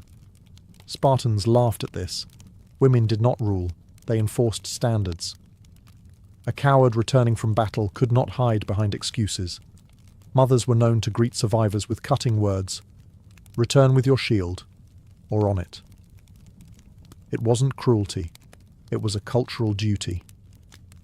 A Spartan woman upheld the expectations she herself lived by: endurance, loyalty, strength, and honor. Even in everyday life, their presence shaped the city. Because they controlled large amounts of property, they influenced the economy. Because they raised children with independence and discipline, they shaped the next generation. Because they were educated, they could debate, advise, and challenge ideas. Their athletic training gave them health and longevity, making them visible in public life far more than women elsewhere in Greece. To outsiders, this visibility was nearly scandalous. They accused Spartan women of arrogance, immodesty, and excessive power. Yet beneath the criticism lay envy. Other Greek cities recognized that Sparta's strength rested not only on its warriors, but on the women who produced and raised them. Strong mothers created strong sons, and even stronger daughters. The legacy of Spartan women endured long after the city's military faded. Historians recorded their sayings, their confidence, their physical prowess, and their roles in shaping one of the most disciplined societies the ancient world had ever seen. Their training was not merely athletic, it was cultural, psychological, and political. In the end, what truly terrified Greece was not that Spartan women were strong. It was that Sparta believed women's strength was essential. Illyrian nobility built its power on something older than iron weapons, older even than their fortified hilltop settlements: lineage. A noble family's authority did not come from elections, decrees, or written law. It came from blood, ancestry stretching back to legendary founders, warrior kings and sea raiders whose exploits were retold beside hearthfires for generations. To be born into an Illyrian aristocratic clan was to inherit a story, a duty, and a claim to rule. And every noble family guarded that claim with fierce, almost ritualistic pride. Their homeland, rugged mountains, thick forests, and a jagged coastline facing the Adriatic, shaped them as much as their ancestry did. Power flowed not from cities, for Illyrians built few of those, but from hill forts known as gradina, stone strongholds perched high enough to watch over valleys, trade routes, and rival tribes. Within these walls, noble families lived in extended households, surrounded by warriors, craftsmen, seers, and servants who reinforced their status. Trade enriched them even further. The Adriatic Sea turned Illyrian nobles into intermediaries between the Greek colonies to the south and the continental interior to the north. Ships filled with amber from the Baltic, tin and iron from the Alps, and pottery, wine, and luxury goods from Corinth and Athens moved through Illyrian-controlled routes. The clans who controlled the ports and passes controlled the wealth, and wealth in Illyria translated directly into influence. Marriage alliances cemented political power. A union between two aristocratic houses was not a romantic affair. It was a contract woven through diplomacy, war, and inheritance. Daughters were prized for the alliances they could forge, while sons were raised from childhood to defend the clan's honour with spear and shield. Feasts, rituals, and negotiations all revolved around ensuring that the bloodline remained unbroken and unchallenged. Foreign observers, especially Greeks, described Illyrian nobles as both fierce and extravagant. They looked like warriors, but dressed like kings. They commanded mountain tribes, yet traded with distant cultures. Their authority, though unwritten, was absolute.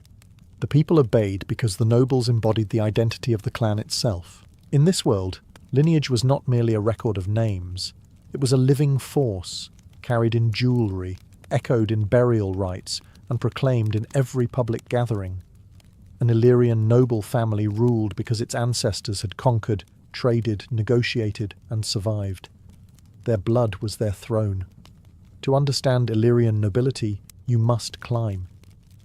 Their power did not sit in open plains or coastal capitals, but on rugged heights where stone walls crowned the mountaintops. These fortified settlements, known as gradina, served as both homes and symbols of dominance. From their heights, aristocratic families watched everything: trade routes winding through the valleys, herds moving across hillside pastures, and rival clans daring to trespass on contested borders. A gradina was not a palace in the polished Greek sense. It was a fortress, a statement of endurance against wind, war, and time itself. Massive dry stone walls encircled the upper terrace, built with such precision that many still stand centuries later. Inside were clusters of rectangular houses, storage pits, smithing workshops, and ceremonial spaces. At the highest point, always the highest, stood the residence of the noble clan. It was larger, sturdier, and positioned so every visitor saw exactly who ruled this mountain. Life inside these hill forts revolved around the aristocratic household. Warriors trained in the courtyards, their shields catching the morning light. Craftsmen produced weapons, jewellery, and prestige objects destined for noble use or diplomatic exchange. herdsmen arrived from the lower valleys bringing tribute in livestock. Priests or seers performed rituals near sacred stones or altars, calling on ancestors or mountain gods to protect the settlement. Agradina was also a diplomatic hub. Foreign traders, Greeks, Etruscans, Venetians, made the climb to present goods, negotiate alliances, or secure safe passage. They arrived carrying wine, decorated pottery, and fine textiles, and they left with amber, slaves, metal ore, or the right to access Illyrian-controlled trade routes. Every negotiation reinforced the noble family's central role. Nothing moved through Illyrian territory without their blessing. The placement of these hill forts was strategic. Visible from afar, they acted as territorial markers and deterrents. A rival clan thinking of raiding would see the fort's height, the thickness of its walls, and the armed figures moving atop them, and think twice. Strength announced itself through stone long before swords were drawn. For the nobles who lived there, the Gradina was more than home. It was identity. Each wall carried the memory of ancestors who had defended it. Each stone symbolized continuity. In Illyria, to rule from above wasn't a metaphor. It was literal. The higher you lived, the more power you commanded. If Illyrian nobles ruled the mountains, they enriched themselves through the sea. The Adriatic was not just a body of water to them, it was a highway of opportunity, a glittering corridor that connected their rugged homeland to the wealthy worlds of Greece, Italy, and the distant north. Controlling the coast meant controlling the flow of goods, and Illyrian aristocrats mastered this with a sharpness that impressed even their rivals. Noble clans oversaw harbours tucked between rocky inlets, where sleek wooden ships, some Illyrian, some foreign, loaded and unloaded cargo under watchful eyes. They negotiated directly with Greek merchants who sailed from Corinth, Apollonia, or Syracuse, men who quickly learned that Illyrian chieftains were shrewd, calculating traders. These were not simple barbarians, as some Greek writers claimed. They understood value, leverage, and the power of scarcity. Amber washed down ancient trade routes from the Baltic, passed through Illyrian hands on its way to wealthy Greek buyers. So did precious metals from inland mines, fine livestock, salt, timber, and slaves captured in raids or purchased from neighbouring tribes. In return, nobles acquired wine, olive oil, fine textiles, bronze vessels, painted pottery, and decorative armour, goods that elevated their prestige and transformed their households into displays of cosmopolitan wealth. At coastal strongholds, the aristocracy acted as gatekeepers. Nothing entered or left without their approval, and every exchange strengthened their political authority. A noble family that controlled a harbour became indispensable, not only to their own tribe, but to foreign powers seeking stable trade routes. Greek colonies depended on Illyrian cooperation. Etruscan traders courted their favour. Even early Roman envoys understood the importance of maintaining good relations with these coastal rulers. But trade was not always peaceful. Pirates roamed the Adriatic, some fully independent, others operating under the protection or silent approval of Illyrian nobles. A clan might shelter pirate crews in exchange for a share of profits, strengthening their economy while undermining rival ports. The Greeks complained bitterly about this, but they still came to trade. The wealth was worth the risk. Through the Adriatic, Illyrian aristocrats transformed themselves from isolated mountain warlords into elites with international influence. Their ships carried more than goods. They carried status, connections, and opportunities. A noble family's power, once rooted in blood and stone, now extended across the sea's shifting blue horizon. If you wanted to recognize an Illyrian noble at a glance, you didn't look for crowns or royal robes. You looked for the gleam of precious materials that spoke a silent but unmistakable language of status. Prestige in Illyria was displayed not through architectural grandeur, as in Greece, but through personal adornment, jewellery crafted from gold, amber, glass, bronze, and imported luxury items that signalled the clan's wealth and far-reaching connections. Gold was the favourite medium of the aristocracy. Smiths shaped it into spiral bracelets, heavy torques, delicate earrings, and intricate fibulae that fastened cloaks with both elegance and authority.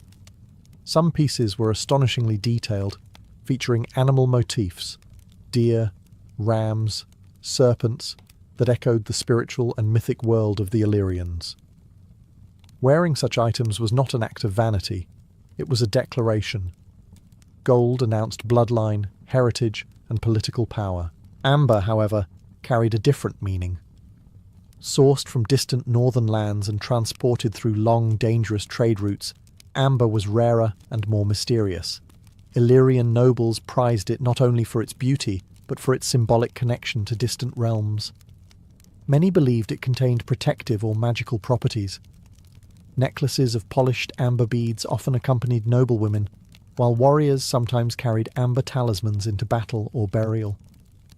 The presence of amber in a household signalled a clan's participation in long-distance trade networks, and therefore its importance.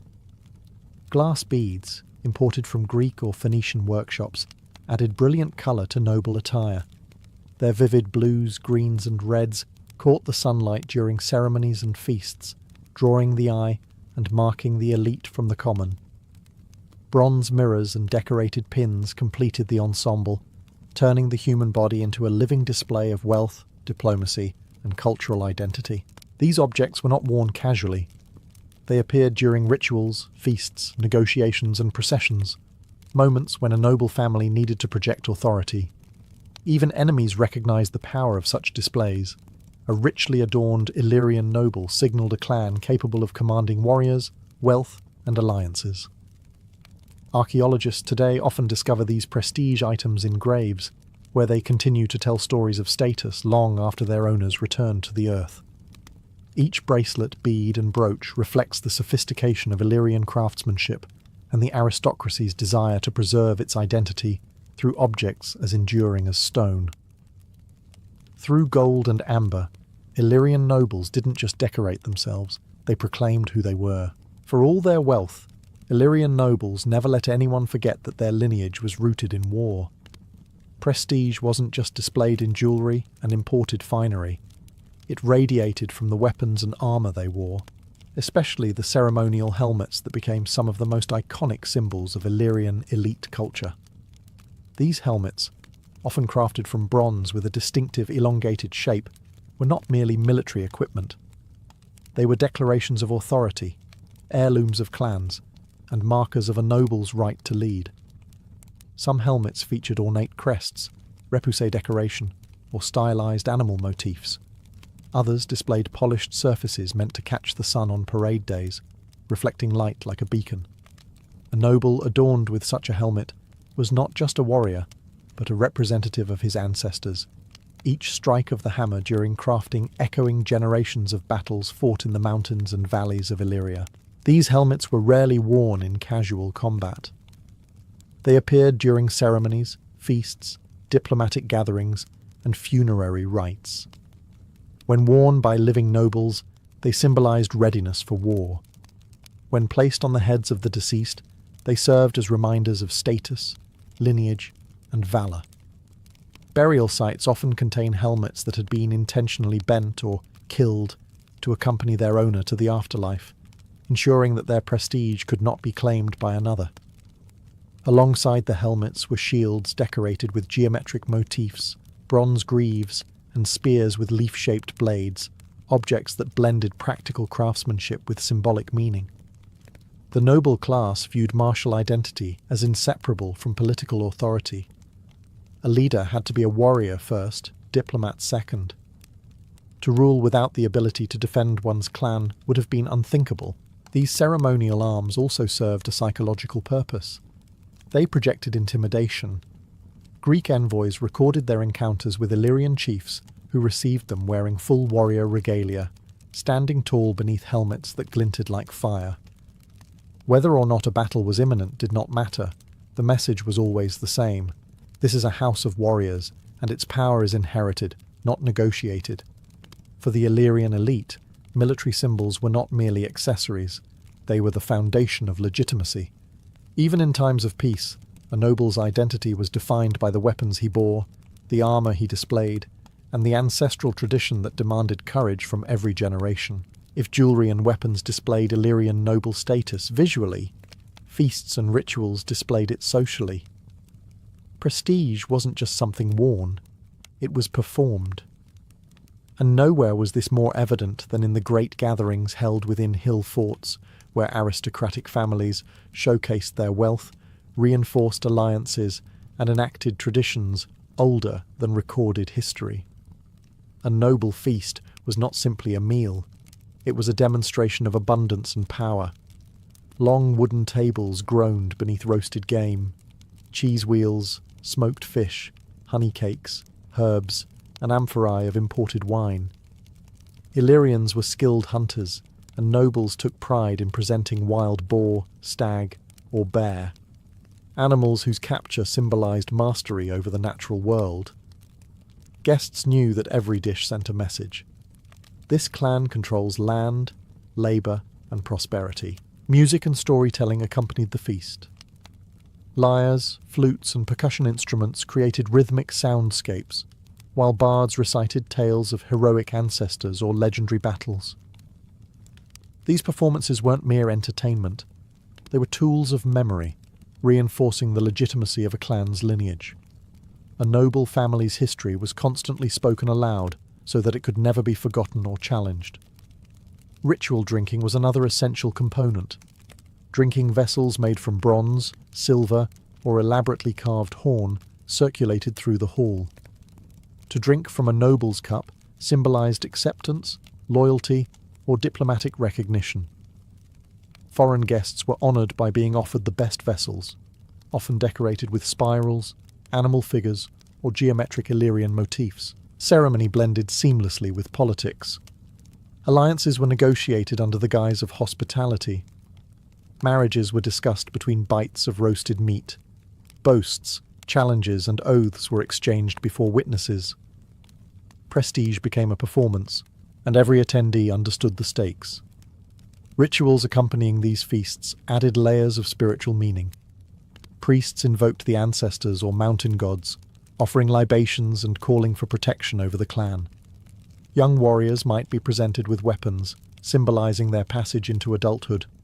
Noblewomen played crucial roles too, offering libations, blessing alliances, and managing the household logistics that made such gatherings possible. Foreign observers remarked on the intensity of Illyrian feasts. What struck them most was not extravagance, but energy, an atmosphere thick with pride, rivalry, and ancestral presence. These gatherings served as the political engine of aristocratic life, binding families to one another through shared ritual and shared spectacle. Among the Illyrian elite, power wasn't quiet. It was sung, toasted, displayed, and remembered. While warrior chieftains often dominate the stories of Illyria, noblewomen formed the backbone of aristocratic power. Their influence flowed quietly but decisively through every sphere of elite life: inheritance, diplomacy, ritual, household management, and the preservation of lineage.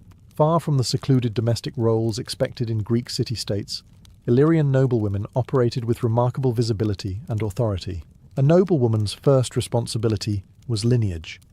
Aristocratic identity ran through the family tree, and women safeguarded it through marriage alliances, inheritance negotiations, and the raising of heirs. Their marriages were strategic events orchestrated to bind powerful clans together. But unlike in many ancient societies, Illyrian noblewomen were not passive participants.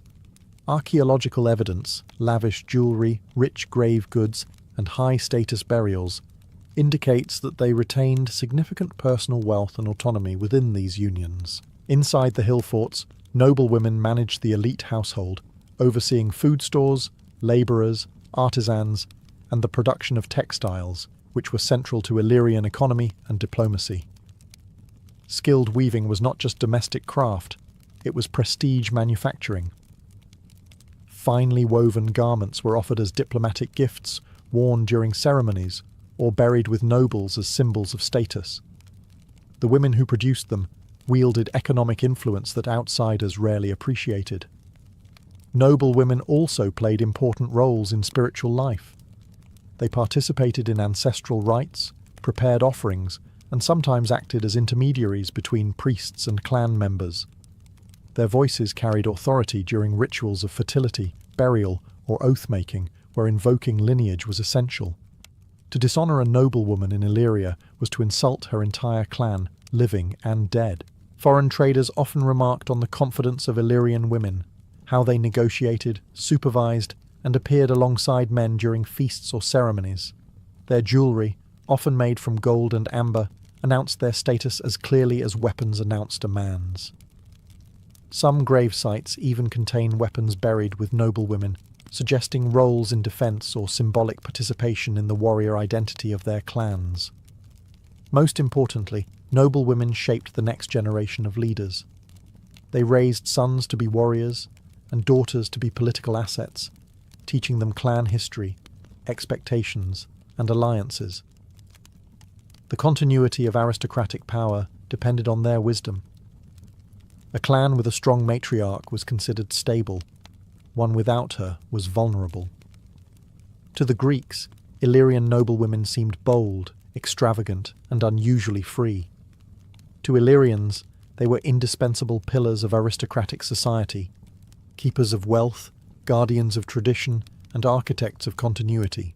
If everyday life revealed Illyrian noble status through jewelry, armor, and ritual, their burials revealed something far deeper: the worldview of a people who believed prestige should follow a person into eternity.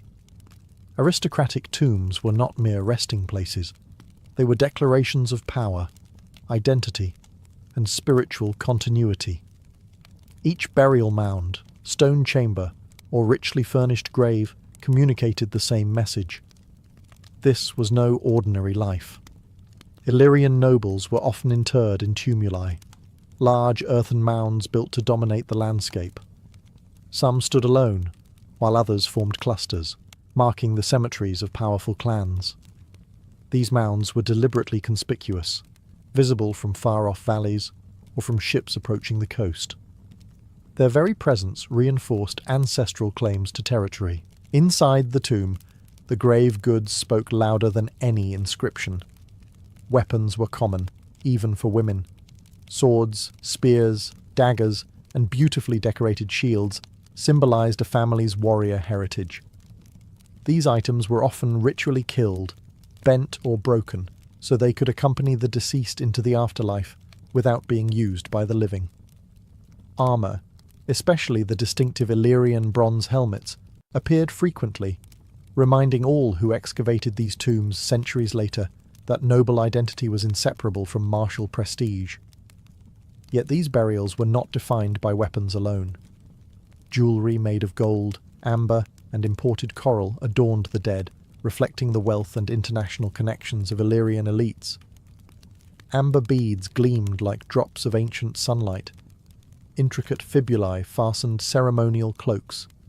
Bronze mirrors and decorated pins emphasized beauty and status, even in death. Ceramic vessels, some locally made, others imported from Corinth, Athens, or Apulia, accompanied the deceased, filled with offerings for the journey beyond. Feasting equipment, drinking cups, and carved wooden bowls hinted at the social life the noble had enjoyed and was expected to continue in the afterlife. For Illyrians, prestige did not end with death. It transformed into legacy. Ritual practices added further meaning. Some tombs show evidence of animal sacrifices, libations, or fire rituals performed at the time of burial. These ceremonies involve the entire elite community, reinforcing social cohesion and honoring the ancestors who watched over the hill fort. To outsiders, Illyrian burials appeared lavish, even excessive. But to Illyrian nobles, they were essential. A burial was the final expression of a life lived with honor, wealth, and lineage. It preserved identity not just for the living, but for generations yet to come.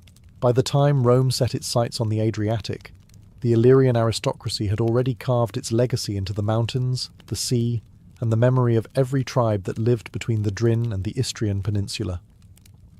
Their rule was not built on marble or written law. It was built on lineage, metal, ritual, and the unshakable belief that prestige had to be shown, defended, and inherited. And even as their world changed, the echoes of Illyrian noble culture continued to shape the region long after their hill forts fell silent. Roman authors wrote about the Illyrians with a mixture of frustration, admiration, and fear. They described chieftains who negotiated like seasoned diplomats, warriors who fought with ferocity, and noblewomen whose status defied Roman expectations. To the Romans, Illyrian elites were not primitive barbarians. They were rivals with their own political networks and maritime ambitions. Many Illyrian noble families resisted Roman expansion fiercely. Their hill forts became strongholds of defiance. Their warriors fought with the same determination their ancestors had displayed for centuries, and their coastal fleets contested Roman control of the Adriatic. Even when Rome won, it did not erase Illyrian aristocratic culture. Instead, it absorbed elements of it. Some Illyrian nobles joined Roman ranks, becoming auxiliary commanders or governors of newly incorporated territories. Their sons served as cavalry officers, their daughters married into Romanized families, and their ancestral wealth transformed into land holdings under Roman law. The symbols of their identity, gold jewellery, amber ornaments, ceremonial helmets, continued to appear in local graves well into the Roman era, quietly resisting cultural erasure. What fascinated Roman writers most was the Illyrian aristocracy's dual identity. These nobles were both warriors and traders, mountain lords and sea captains, guardians of ancestral rights and participants in Mediterranean commerce. They stood at the crossroads of cultures, blending local traditions with Greek influence, and later with Roman administration. Their adaptability was not weakness, it was survival. Even today, archaeological discoveries reveal how deeply their legacy shaped the region. Hillfoot ruins still watch over valleys, tumuli still rise like silent sentinels. Gold spirals and amber beads still shine as brightly as they did in the hands of noblewomen. The Illyrian aristocracy may not have left written chronicles, but they left something more enduring. Material proof of a culture where prestige, power, and identity were inseparable. Their legacy did not vanish. It became the foundation upon which later kingdoms and cultures would rise.